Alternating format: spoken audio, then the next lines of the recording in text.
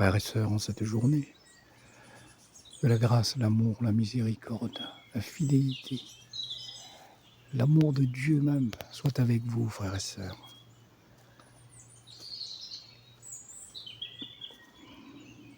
Aujourd'hui même, vous voyez, ce rendez-vous matinal avec cette nature que Dieu nous a donnée, qu'il a créée pour nous, parce qu'il nous aime.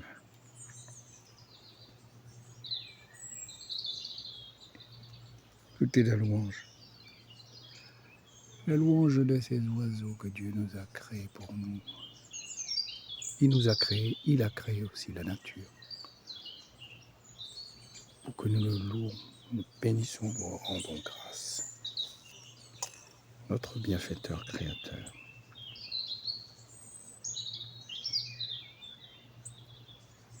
Je veux vous lire un passage du psaume 144. Louez, louez le Seigneur, frères et sœurs.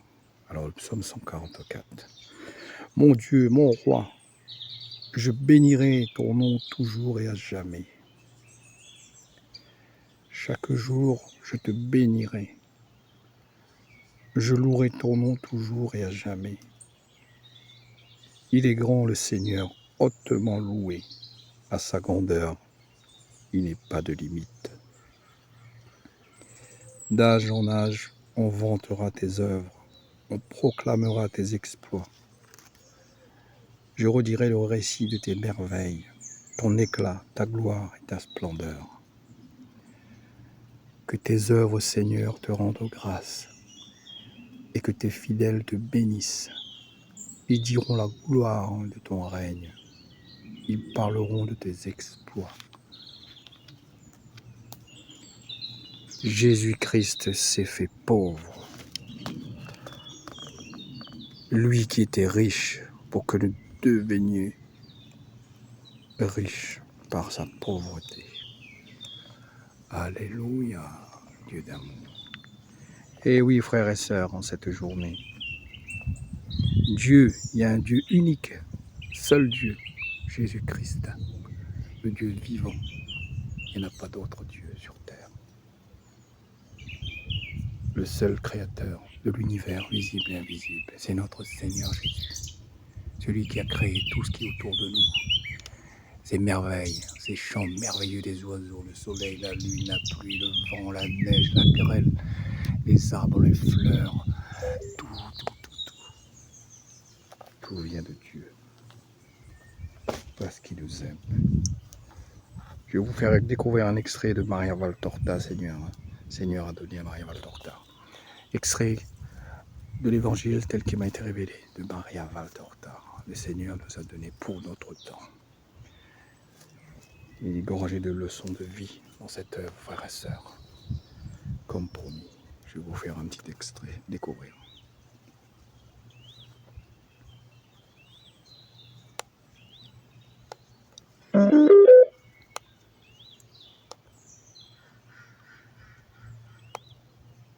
Elle est le même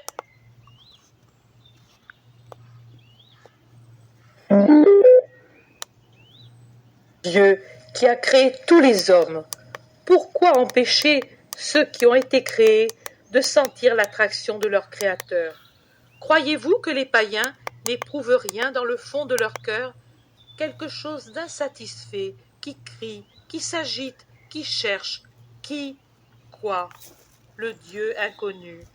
Et croyez-vous que si un païen tend de tout lui-même vers l'autel du Dieu inconnu, vers cet autel immatériel qu'est l'âme, où il y a toujours un souvenir de son Créateur, l'âme qui attend d'être possédée par la gloire de Dieu, comme le fut le tabernacle érigé par Moïse, selon l'ordre qu'il avait reçu. Le païen qui pleure jusqu'à ce qu'il la possède, croyez-vous que Dieu repousse son offrande comme une profanation? Et croyez-vous que ce soit un péché, cet acte suscité par un honnête désir de l'âme qui, éveillé par des appels célestes, dit « Je viens » à Dieu qui lui dit « Viens ». Croyez-vous qu'il soit saint, le culte corrompu d'un Israël qui offre au temple les restes de ses plaisirs et entre en présence de Dieu, et le nomme le très pur, avec une âme et un corps où les fautes fourmillent comme des vers.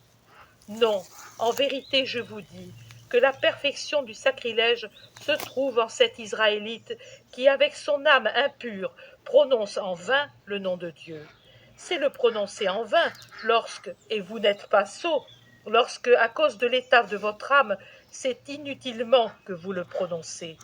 Oh, je vois le visage indigné de Dieu qui se détourne avec dégoût d'un autre côté quand un hypocrite l'appelle, quand quelqu'un le nomme sans se repentir. Et j'en éprouve de la terreur, moi qui pourtant ne mérite pas ce courroux divin. Je lis dans plus d'un cœur cette pensée, mais alors, en dehors des tout-petits, personne ne pourra appeler Dieu, puisqu'il n'y a dans l'homme qu'impureté et péché.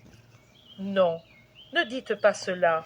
C'est par les pécheurs que ce nom doit être invoqué, et par tous ceux qui se sentent étranglés par Satan et qui veulent se libérer du péché et du séducteur. Ils veulent. Voilà ce qui change le sacrilège en rite. Vouloir guérir, appeler le puissant pour être pardonné et pour être guéri. L'invoquer pour mettre en fuite le séducteur. Il est dit, dans la Genèse, que le serpent tenta Ève à l'heure où le Seigneur ne passait pas dans l'Éden. Si Dieu avait été dans l'Éden, Satan n'aurait pu y être. Si Ève avait appelé Dieu, Satan aurait été mis en fuite. Ayez toujours dans le cœur cette pensée, et avec sincérité, appelez le Seigneur. Ce nom est salut. Beaucoup d'entre vous veulent descendre au fleuve pour se purifier. Mais purifiez-vous le cœur sans cesse, en y écrivant par l'amour la parole Dieu. Pas de prière menteuse, pas de pratique routinière, mais avec votre cœur, avec votre pensée, avec vos actes, avec tout vous-même, dites ce nom, Dieu. Dites-le pour ne pas être seul.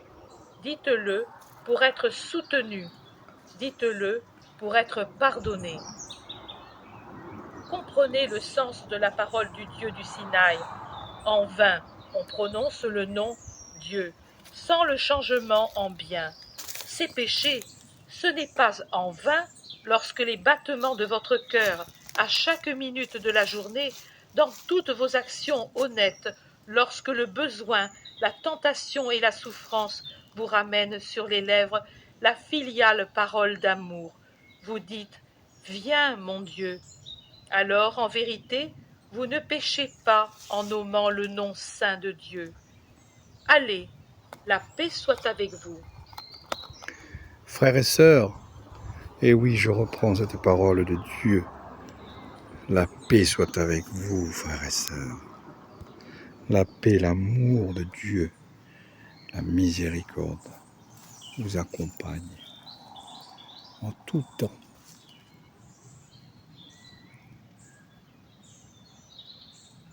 Merci mon Dieu pour cette nature. Merci pour tout ce que tu mets entre nos mains, Seigneur Jésus. Que ton règne vienne, Dieu d'amour, que ta volonté soit faite sur la terre comme au ciel, mon Dieu. Nous te louons, nous te bénissons, nous te rendons grâce, Dieu d'amour, Dieu tout-puissant, Dieu créateur.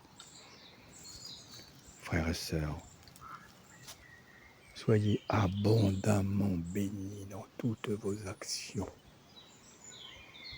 Amen.